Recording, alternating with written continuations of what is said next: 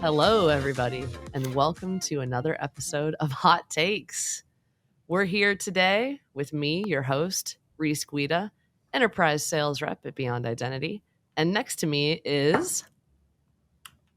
I am Jasson Casey, the CTO of Beyond Identity. Sounds about right. And Nelson, who are you exactly? Hey, I'm the founding engineer. And then there's that other guy, HB.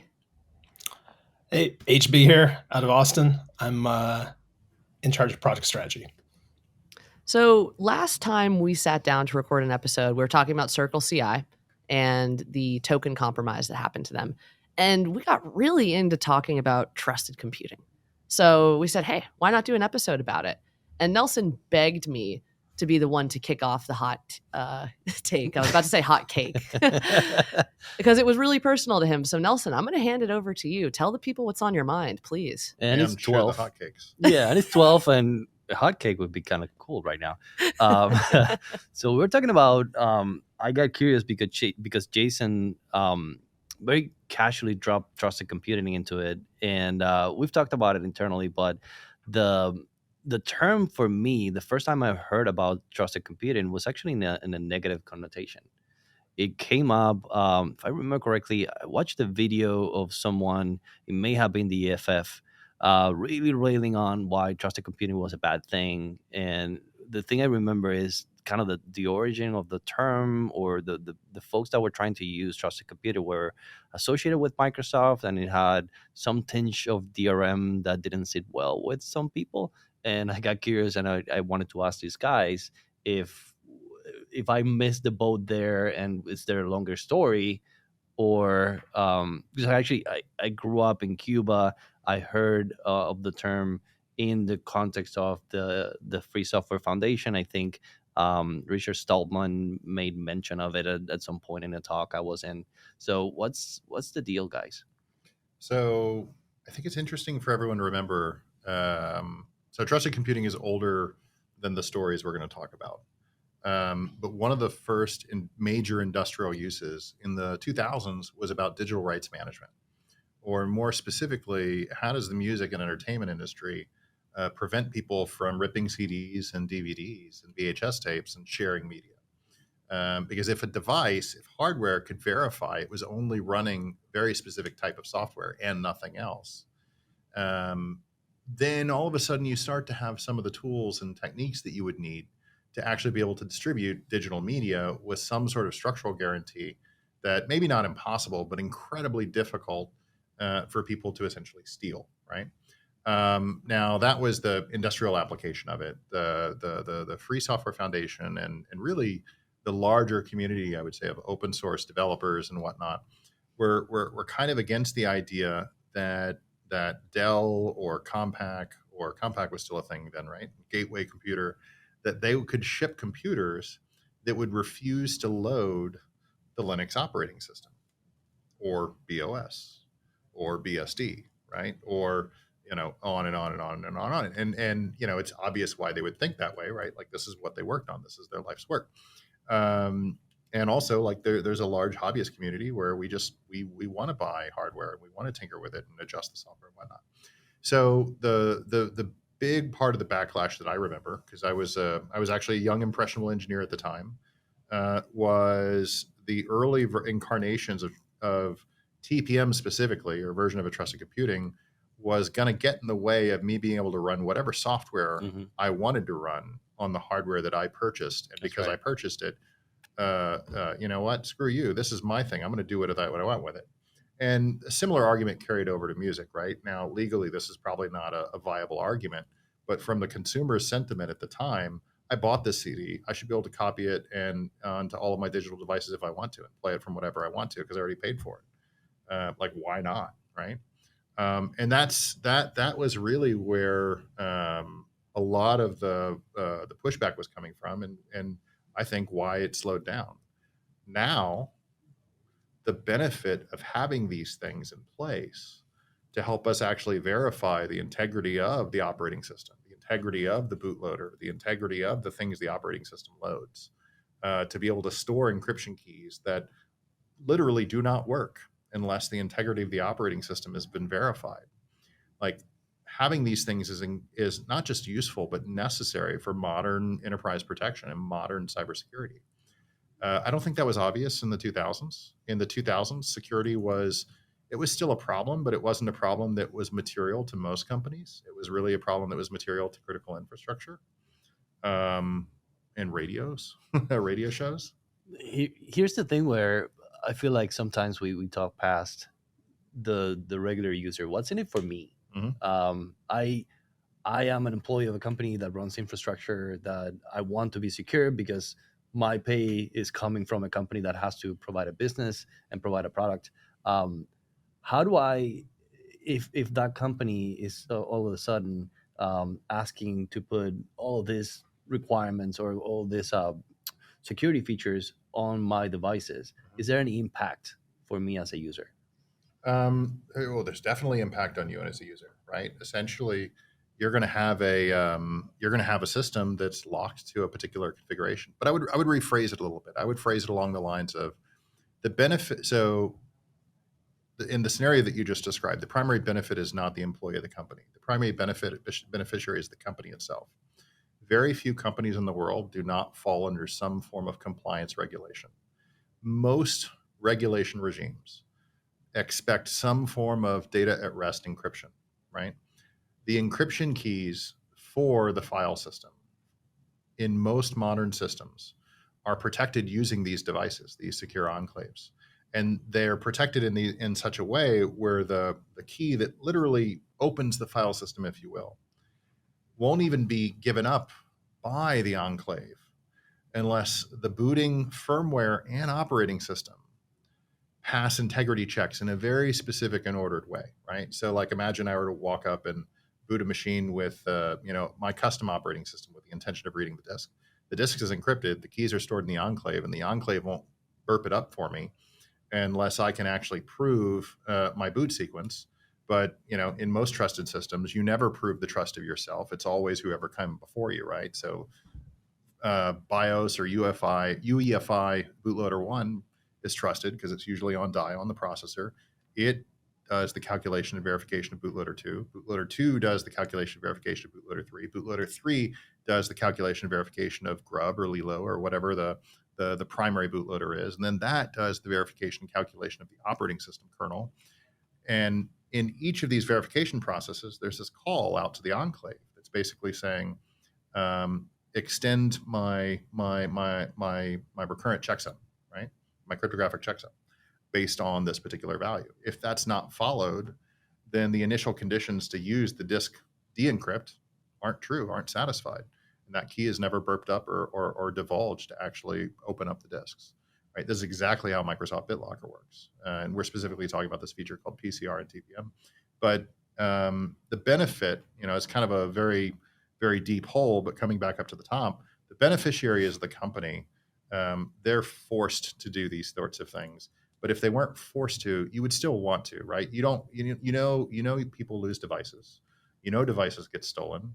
You don't want someone to be able to run an arbitrary OS and actually read your disks. Well, most businesses would not want that. I almost felt dewy-eyed there, remembering Jasson 20 years ago as a young, impressionable engineer.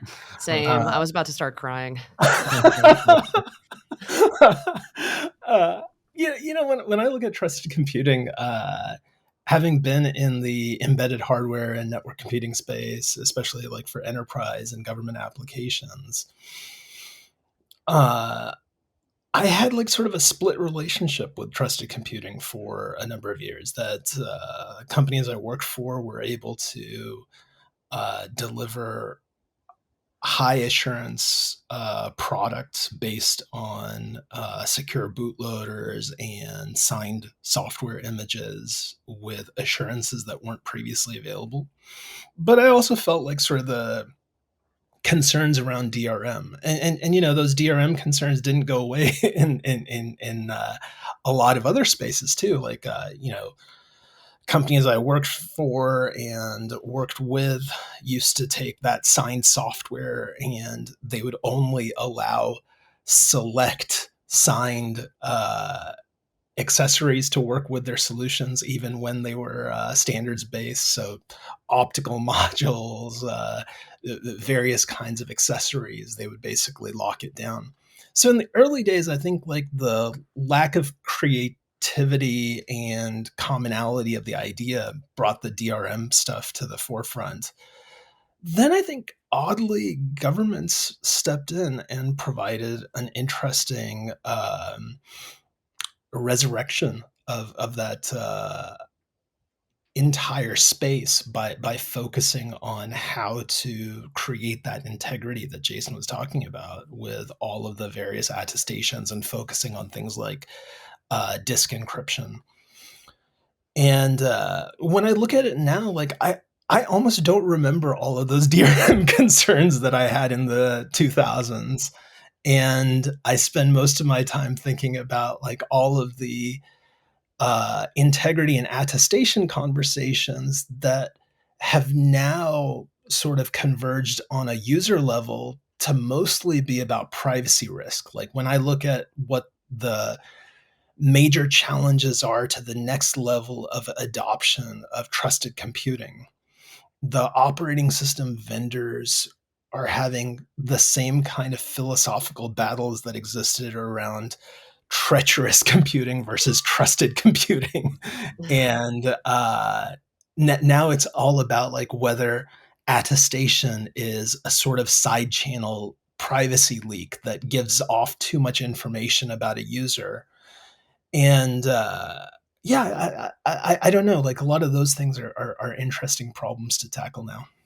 You know, there was a watershed moment in the early 2010s that, well, technically speaking, if you worked in the networking industry, you kind of knew about this a long time ago, because even as far back as the early 2000s, we were seeing counterfeit line cards for like Cisco routers show up, and so there was this fundamental question that we were trying to grapple with: is how do I know I'm loading the right I'm loading Cisco firmware and nothing else, and how does my firmware get the device to prove to the software or the firmware that it is in fact Cisco original and whatnot, and whether it was Cisco or HP or whatnot like this. So in a small veneer, or not veneer, but in a small thread of the industry, like we were aware of the problem in the early 2000s, but there was a watershed moment in the early 2010s that I think brought it mainstream in like nerd standards, right? Not basically outside of just telco. Do you guys might remember what that might have been? No idea. I'll give you a hint. Boot kits and rootkits. Still lost. HB, do you know? I'm thinking you're going towards like Stuxnet and other like sort of like Close. Imagine Dora the Explorer if she went to China and then Russia, and ultimately probably didn't have the best intentions for our nation at heart, but did open a bit of Pandora's box. You should take that idea to Hollywood. What idea? The Dora the Explorer. Yeah, except yeah, she's a better person. Yeah, so with the Snowden files, right? I think in a way he's got Carmen Sandiego and Dora possibly confused. But Oh, you know what? You're absolutely right. So Husnain knows me really well. We've been together for a very long time. I always mix metaphors, and now you're getting the real time correction. You know, honestly, I like the original. I meant Carmen Sandiego. Exactly. But yeah, so I remember when the Snowden disclosures happened, it became very obvious that equipment was being interdicted, and essentially firmware was getting rewritten, right? With backdoors, with essentially implants to phone home and be useful later. And I think that is the point where awareness kind of elevated outside of just telco, into the general enterprise community. That how do I know this firmware is the problem is old, but I think it elevated the why should I care, if that makes more sense. So HB was probing into something in the last episode that kind of has something to do with something you said before, HB. Is there, like, governments have started to catch up to this and create regulation? Is there a next level that needs to happen? SOC 2 and HIPAA, they seem like base level regulation that sets the standard for what it means to do okay. I'm not a big fan of regulations that prescribe what to do. I'm more of a fan of regulations that describe kind of outcomes and penalties to bad outcomes. Um, because honestly, I think we can take, let's just focus on SOC 2 Type 2, right? We can find two organizations that are compliant under SOC 2 Type 2, where one of them is probably a really solid security operation and one of them is not, right? Like security is a team sport. You've got to have a good team. You've got to have a good plan. The plan never works in reality, but planning is valuable in forming the team, right? Um, a lot of these compliance architectures that say do this, do this, do this, do that, they're not bad, right? They're great mental models for us to break down how our organization is composed and take what seems to be an intractable problem and make it tractable. But the people who actually make that into a secure operation that minimizes bad outcomes, more a measure of the quality of the team. So, and again, in my opinion, but on the regulation side, I like the idea of regulation and penalties around outcomes. I don't like the idea of regulation that thou shalt do X and Y. Now, maybe there are some industries that that's just not practical, and if you don't mandate it, it just won't happen. And I just don't know better. But personally, outcome-based policies is kind of preferred.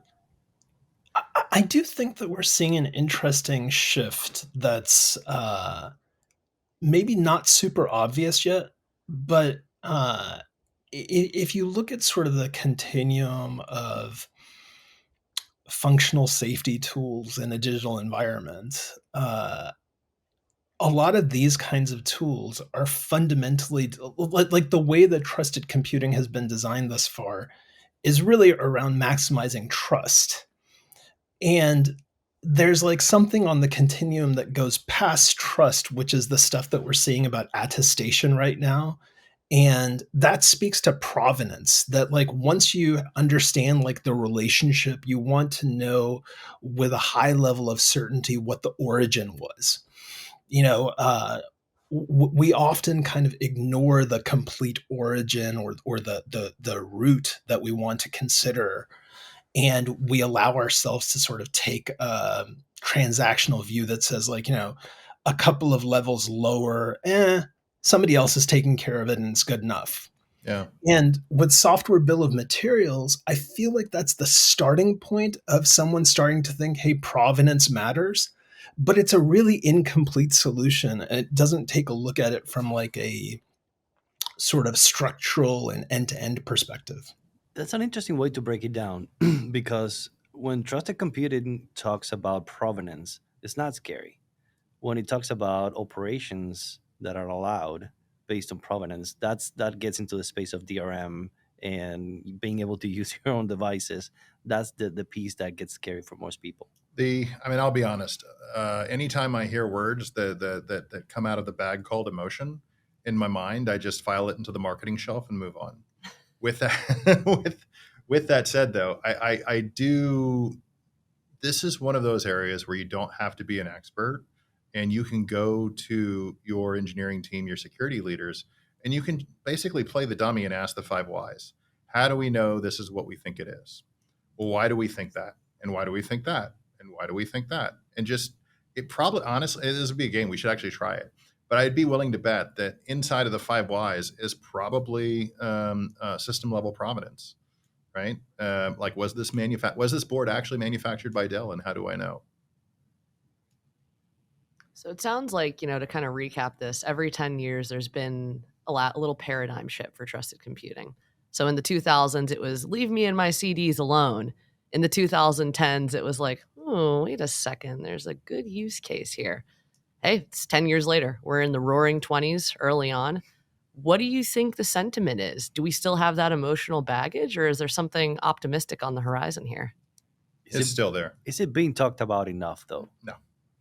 So it's totally still there, right? And we get this, like when we interact with customers and new prospects and whatnot, there's always this contingent of privacy concerns, right? Like what's trackable? What can I see? What harm could this cause, right? And so absolutely, is it still there? It's motivated in a different way. Got right? it. This is no longer I want to load whatever software I want to run. And in fact, like the hardware manufacturers have done a good job there. Like there's literally a little switch that you just flip saying, I want to load only things that's in your trust store, or I want to load stuff that I just put on there. But the motivation that matters today is much, much more about privacy tracking. So for instance, if I were a controlling government and I wanted to always be able to attribute something, I could set up a national authentication system, just like a national ID, and I could start using essentially hardware-backed authentication, and then retroactively, anytime I wanted to investigate someone, I could track things back to their exact device. Now, there are provisions in the TPM to do things like EK resets and whatnot to kind of move on and be someone else. But the key thing there is you can't erase history, right? All you can do is claim a new identity. And much like some of the cases in cryptocurrency have taught us, like cryptocurrency doesn't guarantee anonymity, right? It just gives you an ability to assume different identities. But when you're passing the same kind of digital artifacts through these digital identities, if you're doing something that connects these disparate events, it will eventually become possible to essentially decloak you, all of your activities, right? So it's like this. So classically, we call this data flow analysis, right? It's just if this same value just flows through all of these variables, then I know these variables are intimately related. It doesn't matter if they all have different names. So it's still important. It's still a real concern. It's still something we need to be conscious about. And government solutions versus company solutions versus consumer solutions are going to treat this a bit differently. But that's like one of the things that really attracted me to the company. Like when Jasson described to me Beyond Identity and the idea of using distributed HSMs to generate credentials, it was mind blowing to me initially. Like as silly and seemingly operationally deep as the idea is, but the idea of avoiding like the centralization risk of a CA and a centralized high security module, that's been the traditional model for PKI for as long as PKI has been around, so 1986, 87, in terms of a standardized approach to these things. The ability to make these cryptographic associations and establish provenance and some sort of chaining to entities that we choose to trust, it's an interesting thing. And I feel like the challenge of managing globally unique IDs and anonymity is one that's really solvable. Like, we see a lot of progress in the sort of cryptocurrency space. Whether or not you see it as progress is a function of how much you care about knowing your customer and anti-money laundering. But Well, you're going to have to care. but I think for enterprises and organizations, this is like a really interesting kind of important moment, and finding that correct balance is super important. And I think there are certainly directions that we could go that would be bad, right? Like accidentally recreating the mess that cookies are today, especially third-party cookies are today.